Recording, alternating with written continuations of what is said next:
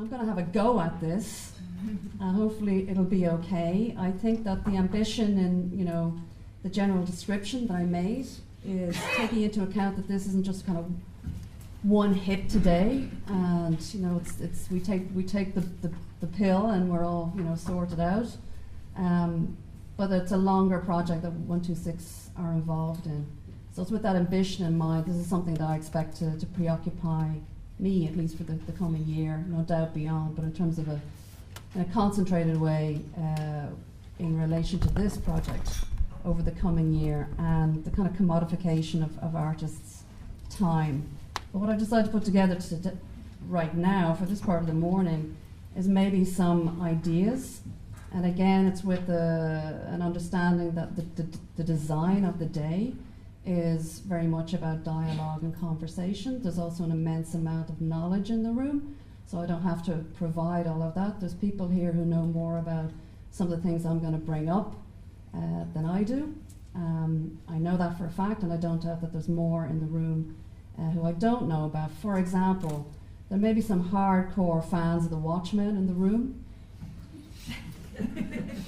So I'm not about to embarrass myself or to take questions on the detail of the pretty fantastic story there's The Watchmen. For everybody else, if you don't know it, it's okay. You know, it's kind of serving a purpose for me here. There's a little bit of a sentimental story behind this, which is personal, that I won't share right now. But I came across The Watchmen in a kind of an act of love. Somebody gave it to me and said, you might like this. And 25 years later, he's still giving me comic books. So here we are. It's one of the, so I'm just going to go at it. So here we are at the first panel. It's a bit cute. We see a foot falling here. It's raining. The city that we're in has become lawless. There are masked defenders who have taken to the streets. The police aren't too happy about this, and ultimately in the book they go on strike.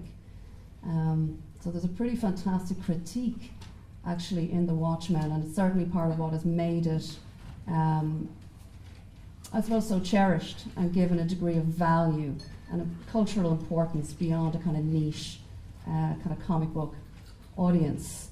So forgive me if I mention some things and I don't explain them, but these feet belong to a guy called Rorschach. I'm never great with the pronunciation of that. He's about to make a visit to somebody, and that somebody isn't going to be too pleased to see him coming in. So this is law and order that's walking through the city.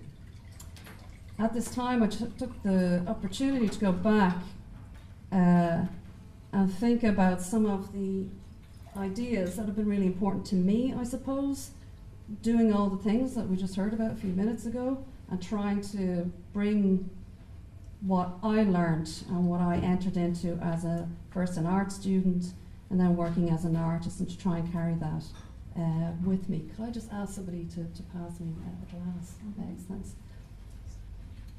And I mentioned, thanks, an allusion in the title to Women's Time, which was written in 1979, first in French and then translated into English in 1981 by Julia Kristeva. Thank you.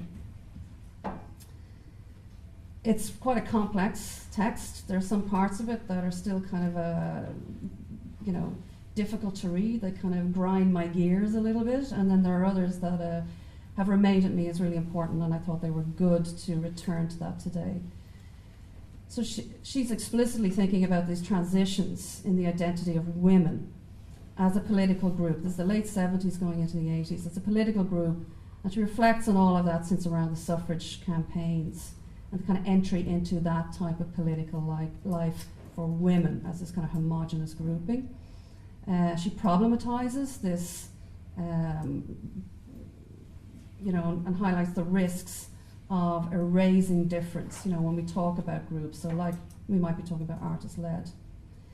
Kristeva figures in Women's Time that the old social contract, now that old social contract's still with it, but she sees it as an old social contract, comes from another time, and that this has been replaced by something she calls a symbolic contract.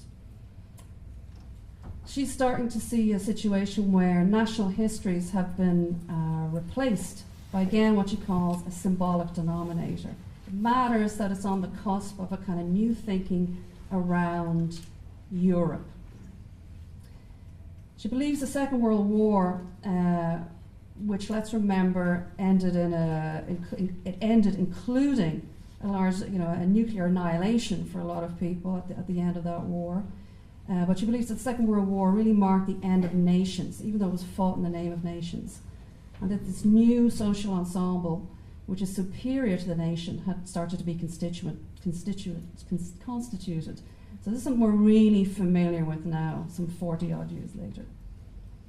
In the same breath, what she talks about is that linear time or history was starting to be replaced by what she describes as supranational, socio-cultural groupings that are themselves part of even bigger entities. And I think now, again, we're quite familiar with this in terms of the narratives of globalization.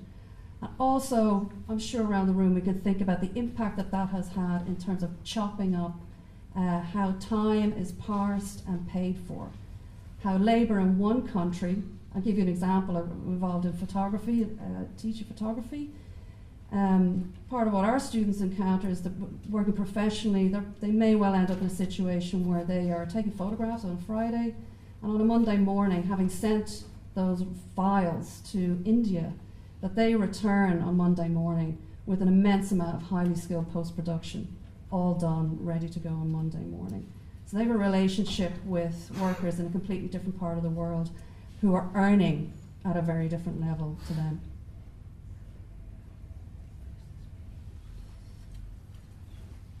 This is another little group of panels, bit of text here, don't worry about it.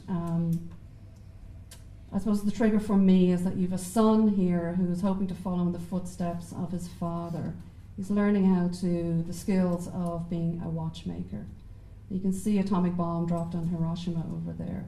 There's a political story behind the Watchman comic book as well, and I'll wrap that up a little bit a little further on into my time here.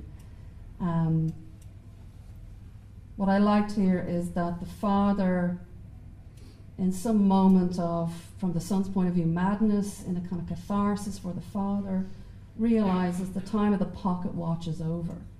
The bomb has dropped, everything has changed, everything is different. So back to Kristeva, and she's figuring in this thing, women's time, that the nation's remade a strange temporality. She calls it a future perfect. That's no longer actually about human groupings around the production of material goods, but around the reproduction, the making and remaking of our species and our symbols. It's deeply imbued with a heightened sense of life and death. Already by 1971, when Women's Time is first published in French, she's asking, is it not true that the contemporary media revolution, which is manifest in the storage and reproduction of information, implies an idea of time as frozen or exploding, according to the vagaries of demand, returning to its source, uncontrollability? It utterly bypasses its subject now and leaves only two preoccupations to those who think about this. One is to who has power over the origins of this, the programming, and who has power over the end of that, the product, the content. I would give a kind of an analogy today around that end user content. Again, I mentioned our photo students. There's been a real transformation, I think, for them, and I suppose being involved in that discourse where you have language like content actually replacing, it covers sort of anything digitally you can upload anywhere. It's highly anonymous, and that actually our photographers start to see themselves less as photographers but as content providers. They are just part of it, really an enormous anonymous kind of service industry. And the idea of photographer is really quite quaint at this stage, and that they are utterly distanced from those with power over the origins, those who actually own the mechanism, who have the licenses that are running or facilitating us with all these, easy, fantastic social media platforms. Here's a photograph by Miriam O'Connor, a photographer. Let's keep an eye on my own time. That was taken as part of the National Women's Council commissions last year that Meg's just mentioned. There's a photograph taken at EU House, and it's the sandwiches laid out. That's a kind of photo mural in the background of the European Parliament. And in the front, we see sandwiches that are laid out for an event that's happening. So let me go back to Julie Kristeva and Women's Time. In that, which also I found, is quite important, is that she presents artists and writers as leading the exploration of what she calls this dynamic of signs and the dynamic of change. She talks about how the distribution of goods and access to culture in an egalitarian way is becoming, in her time then, characterized as a social practice amongst governments and political parties and democratic regimes that are a good thing. Now again, we can start to read the gulf between this sort of quite utopian, quite optimistic view of Kristeva's in the 70s to where we are now. She also talks about active research being quite rare at that time, hesitant, dissident, but that it follows in the wake of contemporary art. That's still a surprise to me to read that. She's a psychoanalyst, I should add. I should have introduced her a little bit better. That active research is following in the wake of contemporary artists, looking how to break the codes, to shatter language, to find a specific discourse that's closer to the body, the emotions, the unnameable, that is repressed by this old social contract. That old social contract is far from being about equality, comes out of the kind of Enlightenment values, but that social contract is based on an essentially sacrificial relationship. And she asks, what is our place in this sacrificial order? And where are we in relation to the kind of language that is used? I think Jason talked about how important language is. It's extremely powerful. And it's an extremely powerful repository for powerful language. At the same time as Women's Time is published, industry was also being denationalised. The unions were being broken up. What we now know as global finance was really, sorting itself out for the long term. It's the time of Reaganomics and the phrase "no such thing as society," Margaret Thatcher. It's the 1980s. It's the time of what's called the Iran-Contra scandal in the US. In a nutshell, it's where government officials were busted for selling arms to Iran in direct contravention of an arms embargo that the US had on Iran at that time. The subsequent report on that wrote in its epilogue a phrase in Latin which translates as "who watches the watchmen?" And this report, it's called the Tower Report, is explicitly acknowledged by the authors of the Watchmen comic at the end of that series.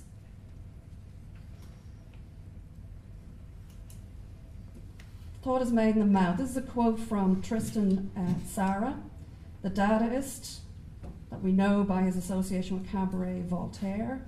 No doubt a lover, but also a fighter, a splitter, a dynamic energy within the Dada movement. This is right after World War I. This is a phrase that was recorded or attributed and recorded to him.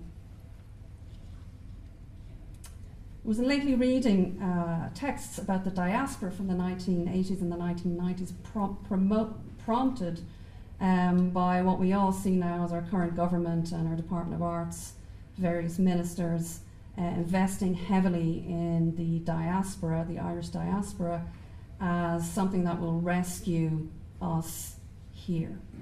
Now the diaspora I remember from the 1980s were dispossessed, illegal, and couldn't come home, etc. Had left not just for economic reasons but for social reasons. Reasons to do with sexuality, reasons to do with politics and so on. But the diaspora of recent times, the current government and the one before it, are the CEOs of the Coca-Colas, the Microsofts, whatever it is. The big business. They're the diaspora that when you hear our government speak about it, that's who they're talking about. So I need to go back and check my head a little bit about what happened. So I was reading some reflections by an ex-editor of Third Text, which, if people know the magazine, was initially published under the name Black Phoenix. And he was reflecting in a book that he'd written called Dialogues of the Diaspora, on how his time at Third Text needed to be given credit for what was in the content of the book, because it was about the thinking together that he described as going on in the corridors of the offices of the journal, was really what gave rise to the thinking that was in this book that under his name that he had published. He describes how the act of speaking to others can so often tell us things about ourselves, the process of one's own reflection hides. So I thought this was quite appropriate. It's about improvisation, the Zara quote here. And I think that'll happen a little bit today too. I'm reading maybe more than usual today because I'm trying to keep on top of time. So that's the payoff. Antisocial, probably will go over anyway.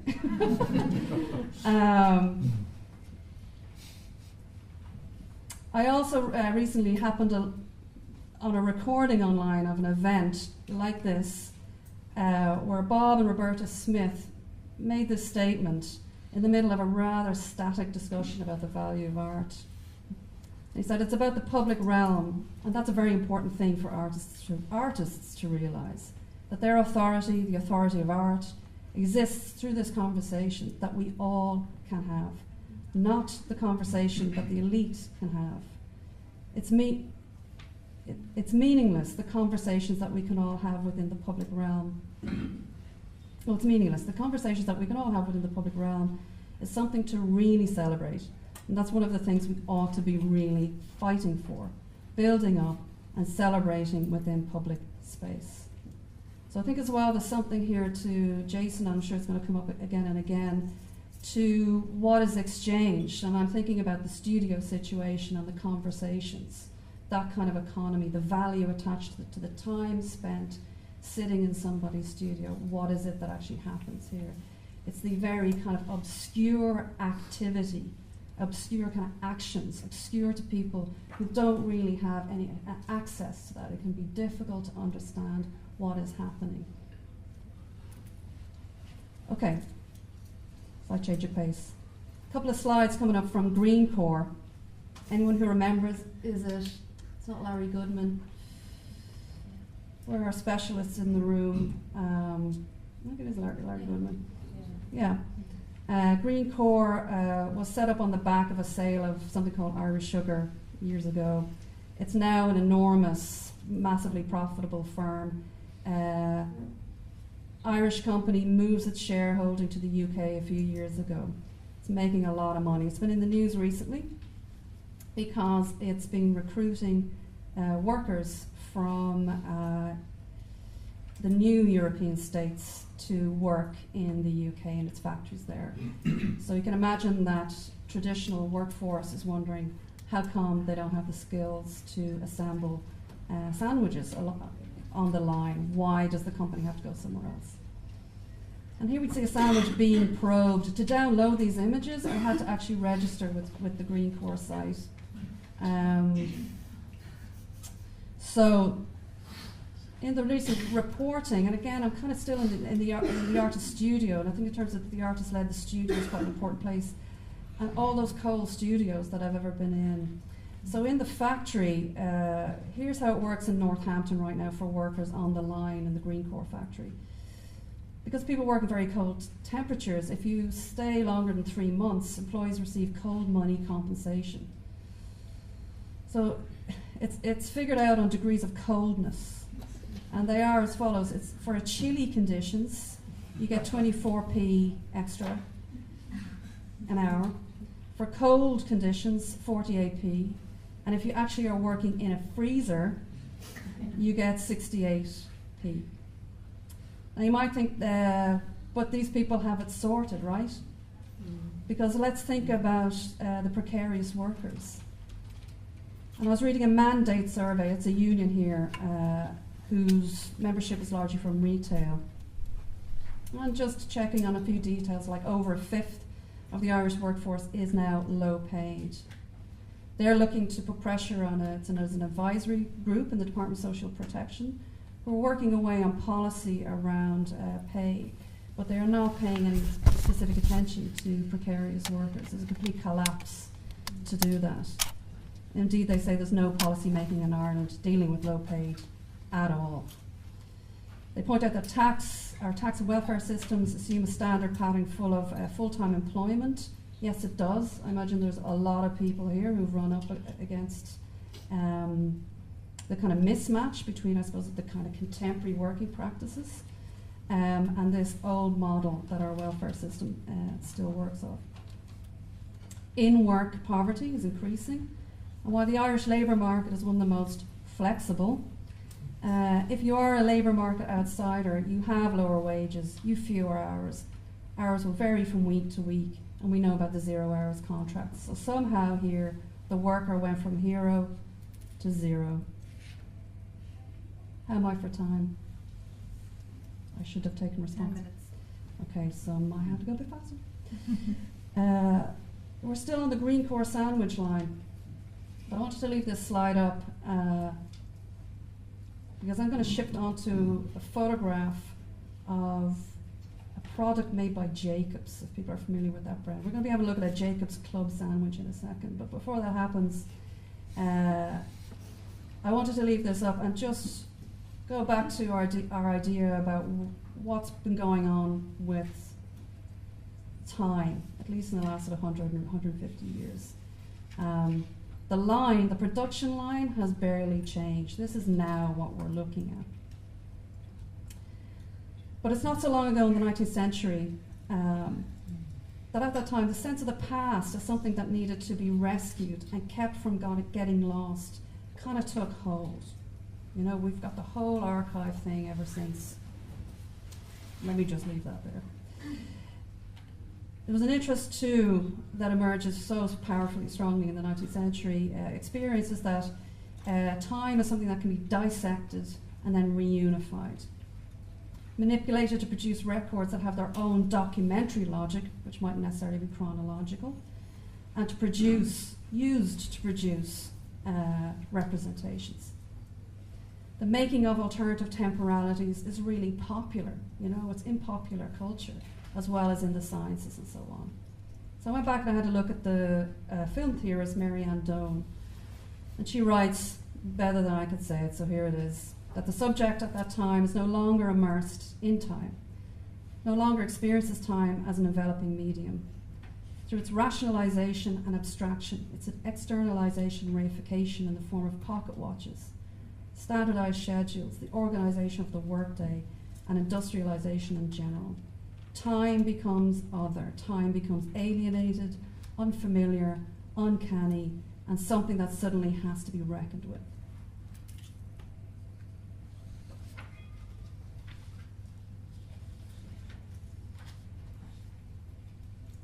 There's a little nod to some research that I started that I would like to finish someday around the projects for the Women's Council last year, and part of my conversations with the artists who were involved stemmed from the Jacobs factory, 1913 Dublin, the lockout, major labour industrial dispute.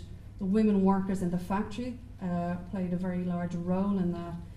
Some say it's a coincidence because they were coming from the bakehouses, and it was the only place where men and women in the factory actually worked side by side. Other than that, the factory, which was immense and made its own clothing for the workers, you know, there was a whole world within it, the kind of factory walls.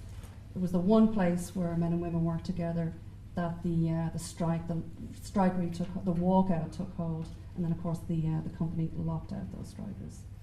It was really the idea of food on the go. The club milk biscuit or sandwich was invented before the First World War. It is food on the go. It was invented as an energy biscuit and sent out to the troops for the war. Food on the go is what's making Green Corps so rich. It's as people have less and less time and are eating on the bus, on the train, in the car, wherever it is. You need that that power boost biscuit, you know, that fast sandwich, the taco, the wrapped, whatever it happens to be. It's also noted in recent reviews, research undertaken by unions, that yes, There is a 19th century paternalism to bringing your workers to cultural events and exhibitions and so on. But that has actually completely disappeared. There is no other activity that your employer brings, no other experience that your employer brings you to these days. They only bring you the work as they like to bring it to you on their conditions. There is no other, albeit paternalistic, understanding that work is somewhere where life is also taking place.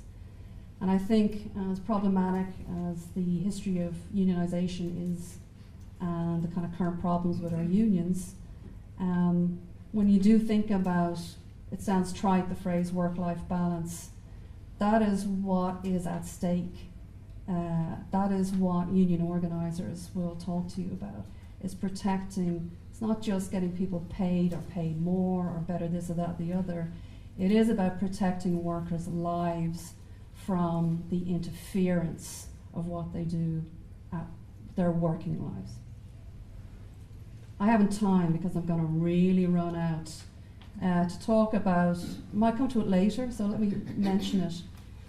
The Jacobs brand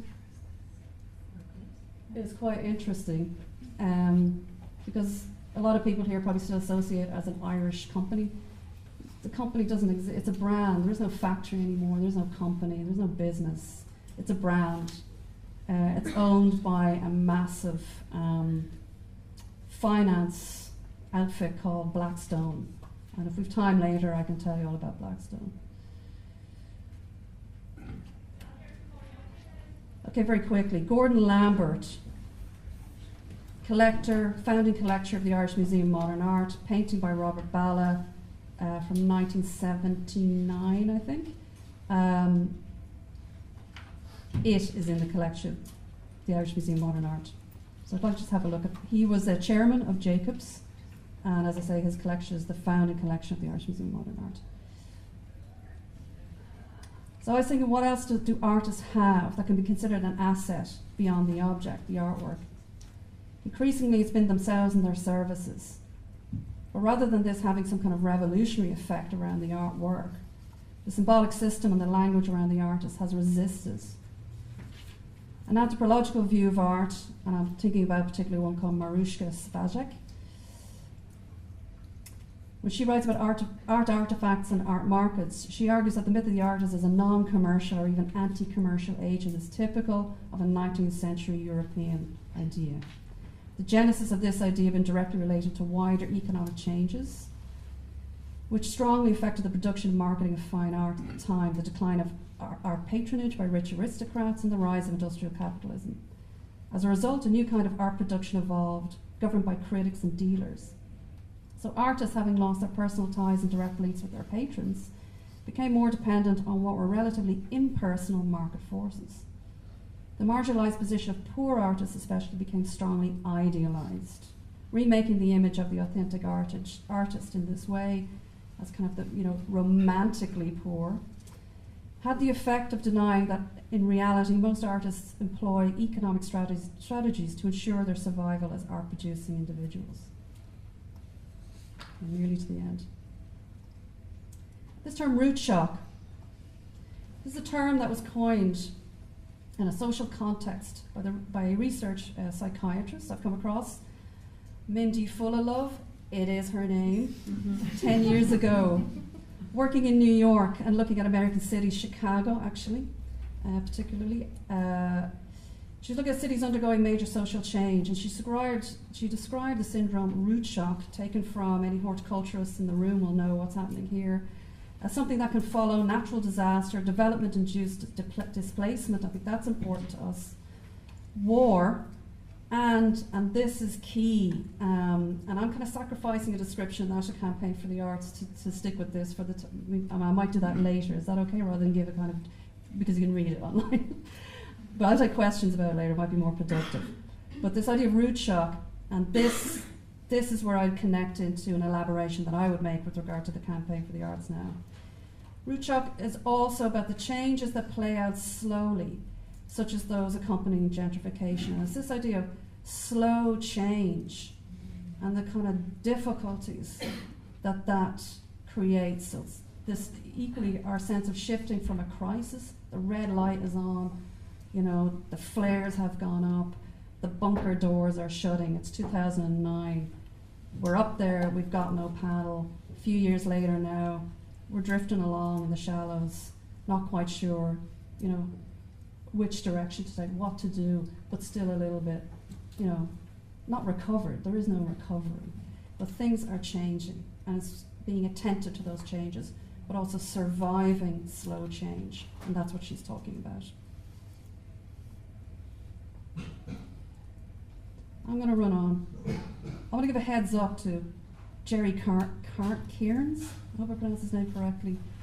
I went to a very nice book launch of something called Spatial Justice and the Irish Crisis. Very nice, because he introduced it. He doesn't he's a geographer. He doesn't equivocate about the cost of the financial crisis been borne by us, while the banks, the bonds that have been held by the banks haven't been touched whatsoever. A nice opening too, because there was another contributor, John Moen, who was involved there. And again, to be fair to the other speakers, there's going to be an opportunity later, so I'm going to hang on to some of his remarks and bring them back, if that's agreeable to everybody, into the panel discussion. That'll work kind of nicely. Okay. The Wizard of Oz. It's this year last. It's just celebrated a big birthday, this film. I didn't like this when I saw it as a kid, but I really love it when I got a bit older. I really put this up as an illustration around a quote I was going to give you from our current arts minister. I'm going to give you half of that, and we can come back to the rest of it. I used this to entertain myself when Jimmy Deanahan was the Minister for Arts. That's not the case anymore, so the whole symbolism and who's who, that's all, I don't know what's happened now, it's all chaos. So, but Heather Humphreys really recently in the Shannon, and there was great support from visual arts there to be visible, you know, to occupy the public galleries in these places, to be seen, because the horrible truth is it's kind of that simple sometimes. And if you're not there, you know, you're just not, you genuinely, it's not, you know, it's not a poetic statement, it's just, you're just not, you're not even not there, you know, you're completely not under consideration. So she did say she would be fighting tooth and nail and wanting to see the arts contribute to and benefit from our economic recovery. But the arts are not just about passive enjoyment. They're about active participation and dialogue. The arts are how we explain the world to ourselves in song and story. They're about the end product of when we dream dreams and see visions. But that is only the beginning of what they are. They are connectors, they are enablers. States that prioritize the arts from when their citizens are toddlers, those states do well, not just in the arts, but in industry, technology, and innovation. This is a minister, this is a politician. Debate and exchange and demand of that person to honour some of the more aspirational, kind of virtuous sentiments in those statements, but act politically also to make your presence felt, if that's not happening. Aspiration is cheap in a political speech, but actually committing to when something is to be done, time frames, make a commit. Well, when is that going to be done? These are the most controversial questions. When will that be done? Where exactly is that? Who exactly will do that? And who's going to pay for that? Have I time to finish? You're 2 minutes over, so you're... Am I 2 minutes over? Yeah, you're grand. I'm also going to park a little quote then from René Girard. So people here be familiar with his Violence and the Sacred. I'm deliberately trying to speak more slowly and not the race, so it's probably better at the end of the day. He's going to keep, and I have him kind of coming up here towards the end of the presentation, because he talks about the function of festival. So that again, I think just because we have this lovely kind of day planned out, that's something that can keep, I think, till we're in discussion. This isn't deferral. I'm not ruining what I was going to deliver, but I think that can kind of move into something a little bit later. So that's Toto before we leave him. That's Toto who draws back, that's the dog that draws back the curtain on Oz. And you see that there's one little old man is the guy who's behind the whole kind of mythology of Oz. He's the hero. Let's hope he's not in a sandwich now. This is some of the final spreads to the Watchmen. You can see something's happened. It involves a monster.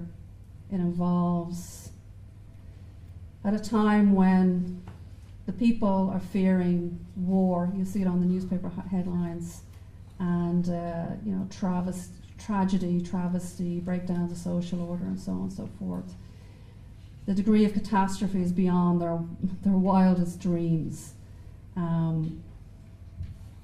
They think it's a natural disaster that this creature has arrived, but actually, if you take the time, you do go and read The Watchmen, you'll discover that this alien is a bit more complex than it seems. There is a government story behind who's working for who's pretending to be on the side of the people, and who is actually working for the government. But it ends kind of optimistically. I'm not going to show you that this is the very last slide. Meg's coming right now. But again, I'm going to flag, the assistance that I had in thinking about today, and it's for the year going ahead, and the kind of publications that are coming up, and the discussion later. I will, because I've talked to 126 about this, be bringing in some ideas from the voluntary sector. And I'll thank her now in case I forget to do it later. Helen Walmsley, who works for voluntary services overseas. And I had a great conversation with her about how the figure of the volunteer is formally configured in that sector. And I think later I can talk about that. Again, I'm sure people here who can bring a lot more information to that, but that we should talk about this sort of, it sounds desperate, the language, but it's this cross-sectoral connection. We saw some examples from the projects already in Jason's presentation of that happening. Not great at that happening here, not right now. There's been incidents of that happening in the past. It's not impossible, it has happened. But for some reason it stopped happening. But if it stopped happening, maybe it can start happening again. And as a point of hope, SIP2, who we don't have to have their troubles right now in terms of their complicity in our current situation, the big union in Ireland, they have appointed a new arts and cultural sector organiser. They've changed their structures from being geographical to actually sector-led. So this is quite a big deal, and she wants to see and meet people. And I think she's been as good as her word so far. So I want to finish optimistically, having seeded a few things. I will come back to the idea of the festival, this idea of violence and the sacred. I think it's in the context of, that's a nod to Tulca. And come back to talking about these kind of cross-sector relationships and the idea of there's volunteering your time, and then there's being recognised as a volunteer and measured as a volunteer, and that all happens in a completely different place. So after this, we have this. Unfortunately, the centre of the monster has landed straight in the middle of the Institute for Spatial Studies. So I guess, spatial politics wasn't really the way it's going to go, so I'm sticking to my theory that if we examine time and how we spent, but how time is, it's a little philosophical, it's going to go into other kind of measurements and descriptions. If we think about that in relation to what it is that artists do, maybe it'll break this deadlock that is so difficult to deal with when we talk about things made, an exchange in a particular way. So yeah, I thought this was a nice place to finish up, and that's what I'll do, and thanks for listening.